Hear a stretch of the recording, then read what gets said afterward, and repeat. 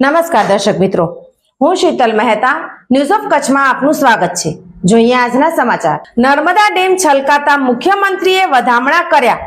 455 ફૂટની સપાટીએ આ ડેમ છલકાયો। 9460 મિલિયન ઘન મીટર પાણીનો સંગ્રહ આ ડેમમાં થાય છે। ગુજરાતમાં જળ ક્રાંતિ અને કૃષિ ક્રાંતિ માટે જીવાદોરી સમાન નર્મદા યોજનાના સરદાર સરોવર ડેમની જળ સપાટી તેની મહત્તમ 138.68 મીટર એટલે કે 455 ફૂટ પહોંચી છે। ડેમની આ 138.68 મીટર સપાટીએ કુલ જળ સંગ્રહ ક્ષમતા 9460 મિલિયન ઘન મીટર છે। મુખ્યમંત્રી ભૂપેન્દ્ર પટેલે સતત બીજી વખત નર્મદા મૈયાના છલકાતા નીરના વધામણા ગત બપોરે વિજય મુહૂર્તમાં સરદાર સરોવર ડેમ સાઇટ એકતાનગર પહોંચીને જળ પૂજનથી કર્યા હતા।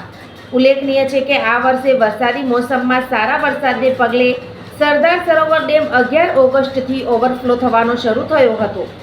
અત્યાર સુધીમાં 51 દિવસ સુધી આ જળાશય ઓવરફ્લો થયો હતો અને કુલ 10,012 મિલિયન ઘન મીટર પાણી ઓવરફ્લોને કારણે આવ્યું છે।